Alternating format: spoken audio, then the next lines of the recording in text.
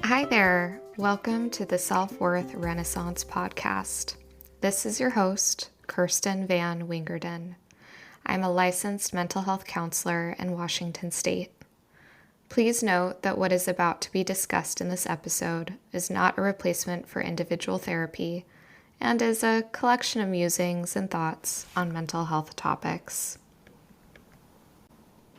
Hey, welcome to the Self-Worth Renaissance, the podcast where we rediscover our worth, embrace our imperfections, and step into the most authentic version of ourselves.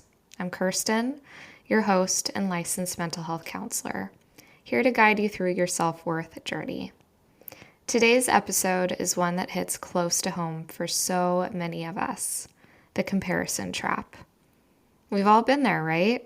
Scrolling through social media, seeing someone's seemingly perfect life, vacation, relationship, career, you fill in the blank, and suddenly feeling like we're really not enough after looking at all of that. It's exhausting, it's disheartening, and it can completely erode our sense of self-worth. But here's the thing, comparison is the thief of joy. And today we're going to talk about why it happens, how it impacts us, and most importantly, how to break free from it and start finding your own path. So first, let's talk about why we compare ourselves to others. Comparison is a natural human behavior. It's how we make sense of the world and our place in it. It's a way to gauge safety, belonging, and success. And I don't actually think comparison is always an awful thing because it can also motivate you towards change and it can really inspire us when we use comparison well. I think about people I compare myself to in my life that I aspire to be like, and I don't feel shame or insecurity about it. But I just feel inspired. I see that there are qualities in these people that inherently they just have. And, there are qualities that, man, I'm like, oh, that's something I really want to grow in, or I aspire to have some of those traits. But I think the shadow side to that, like when comparison goes wrong, is when it's used as a tool to manipulate or when it comes from our own insecurity. We live in a really consumer-based society, and comparison has been used as a tool to push spending and unhealthy practices for lots of women and men alike. I immediately start thinking about extreme dieting, surgeries, these fake lives on social media. We have all these ways that we're just manipulated by culture. And social media is used as a tool to really control young people into thinking that if they just had what that other person has, then they'll be happy, right? Like the grass is always greener on the other side. And some might argue that with the constant exposure to social media and the highlight reels, that the instinct for comparison has just gone into overdrive. We're not just comparing ourselves to people we know, we're comparing ourselves to curated, filtered, and often unrealistic versions of strangers on the internet. And a lot of this content online is created to prey on the insecurities that we all have. Because we're human. We have moments where we feel insecure. We have deep wounds. So, at the end of the day, that exploitation of our insecurity is what can sell a product or sell a specific lifestyle that we feel like we should have. And the result of that is just these increased feelings of inadequacy, jealousy, and self-doubt. And here's the truth. You're comparing your behind the scenes to someone else's highlight reel. And what you're seeing is only part of the story, and it's not the full picture. It's not reality. So, how does comparison impact self-worth? Let's take a moment and talk about that. When you constantly compare yourself to others, you're reinforcing the idea that your value is tied to external things. How you look, what you've achieved, or how your life measures up to someone else's life. This not only damages your self-esteem, but it also creates a cycle of negativity where you're always chasing after something you think you should have rather than appreciating what you already do have. And let's be honest, the more we compare, the more disconnected we feel from our authentic selves. There's almost an element of codependence to comparison. And codependence is when we need to have external validation from others and try to control other people's behavior to feel good about ourselves. So we try to shape ourselves to fit others' needs and in turn become resentful. We might begin to resent ourselves and other people we compare ourselves to. We become disconnected from what we have to offer and what we need. And not only do we get trapped in this cycle of resentment and comparison, but typically the person on the receiving end of the comparison can sense your jealousy and your feelings of anxiety, and they might not want a true connection with you because they feel unsafe around your comparison. Think about it. Have you ever been on the receiving end of someone who's always trying to gauge your accomplishments and what you are doing? You can feel that tension in the relationship, whether or not it is said.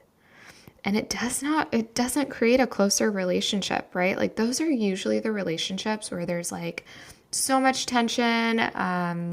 It's so uncomfortable, right? You're just kind of like trying to one up each other the whole time. It's just like, it's so unhealthy. And I'm sure that as you're sitting here or walking or going about your life, listening to this podcast, you have like a specific relationship in mind, either from your past or your present.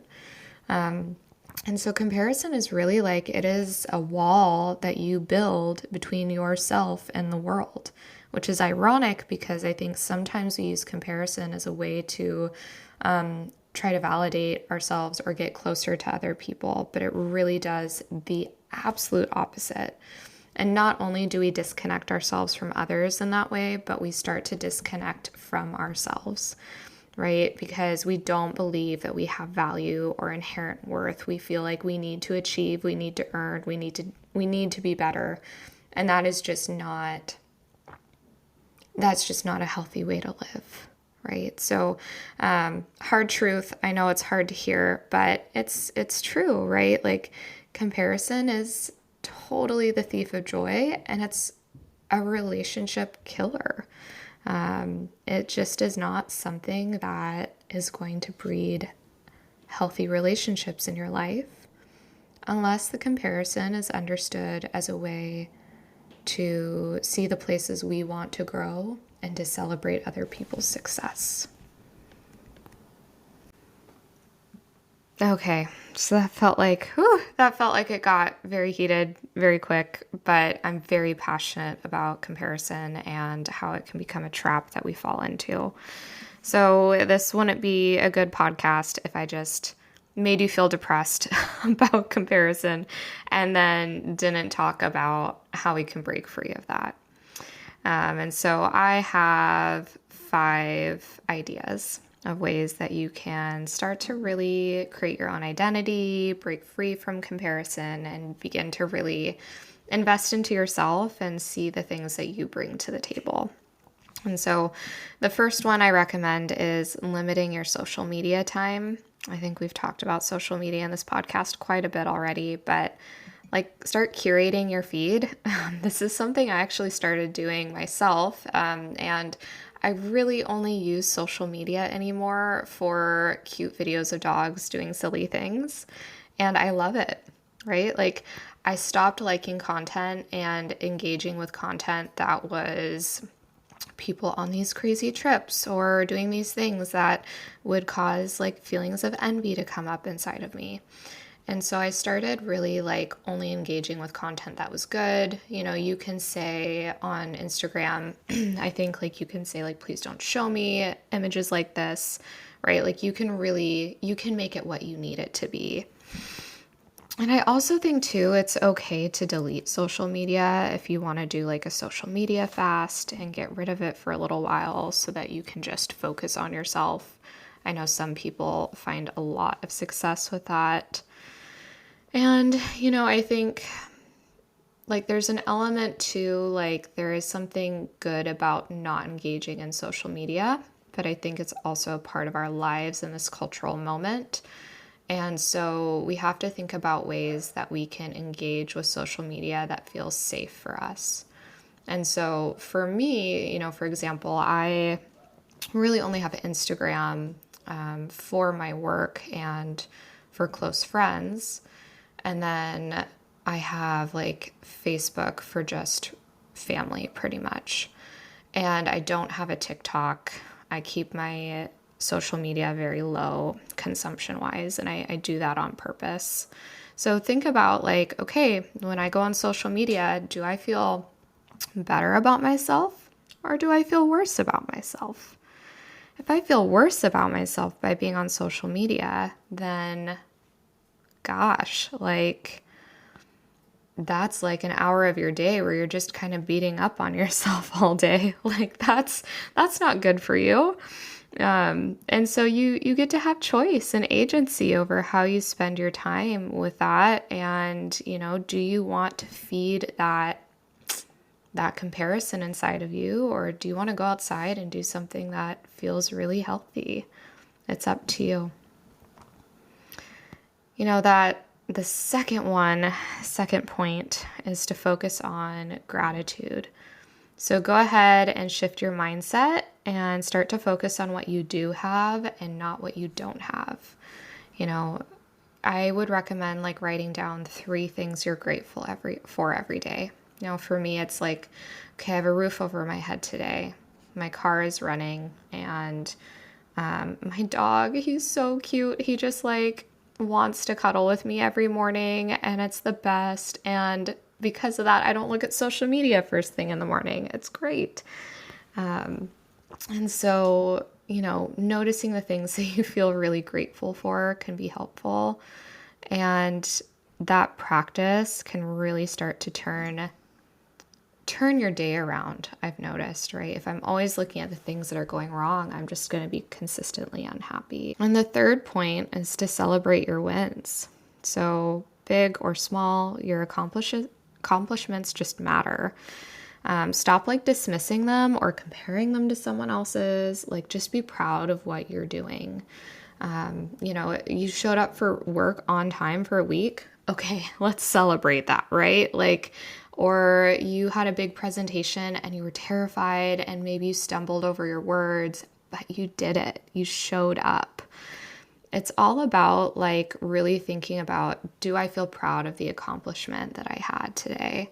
And we all have different levels of accomplishments we're supposed to complete, right? Like I really don't like the phrasing of like a high value person, because I think all of our stories are so different and so unique. And if you showing up to the grocery store every day and completing your job is a win because you have a disability, like I'm so on board for like, wow, that's such an accomplishment.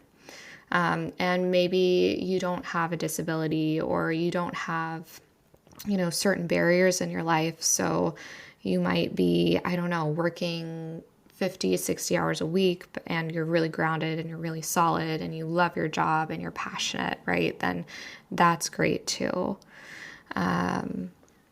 So I think, stop comparing your story to someone else's and just focus on you, right? Celebrate the things that are going well. And the fourth point to think about is to remind yourself of your own values. What truly matters to you? When you're clear on your own values, it's way easier to let go of external comparisons. So I would encourage you to write down a list of your values. Do I value travel? Do I value a stable career? Is it maybe building a family, right? Write down the things that really are going to add value to your life and that you could not live without. And that can be a really great way to start determining, okay, like, why am I comparing myself to this person who's doing this thing that I actually would be miserable going and doing that thing, right? Like, why do I feel like I need to do that? So consider that, right? Remind yourself of those values and act in accordance to those values. And the fifth one, which I think I'm going to recommend this every single podcast episode, is to practice self-compassion. So remember to be kind to yourself. Remember that your journey is unique and that you're going to hit milestones at different points. Everyone hits their own needs, their own growth patterns, their own growing edges at a different time in life, and that's okay. You don't have to be where someone else is right now. Your story is different, and that's fine. There are lots of people that find success later in life. There are a lot of people that find success early in life. There are a lot of people that decide success isn't for them, and success looks a lot different than they ever expected. But that always, that comes back to values, right? What are your values? So be gentle with yourself and know that like you are enough, you belong, and just because you feel low in this moment right now does not mean that you will feel low forever, right? And remind yourself of that if you find yourself in that comparison spot. So breaking free from the comparison trap isn't about never comparing yourself again. I mean, that's kind of unrealistic. We're human. But it's about recognizing when it's happening, redirecting your focus, and reminding yourself of your inherent worth. I truly believe that you can accomplish that. I truly believe that if you focus on yourself and your own needs, you'll begin to identify unhealthy thought patterns and ways of being that you might just get sucked into that just don't serve you or your relationships. So remember that when the comparison trap comes up, to limit your social media time, focus on gratitude, celebrate your wins, remind yourself of your values, and to practice self-compassion. I want you to remember this. You're not in competition with anyone else. You're really just in competition with yourself. Your journey is yours, and it's valid, and it's valuable, just as it is. So if today's episode resonated with you, I'd love to hear your thoughts. DM me on Instagram, which feels ironic to say considering the content of today, or share your takeaways on social media and go ahead and tag me at self_worth_renaissance on Instagram. And don't forget to subscribe so you never miss an episode. Together, we're rewriting the story of self-worth, one step at a time.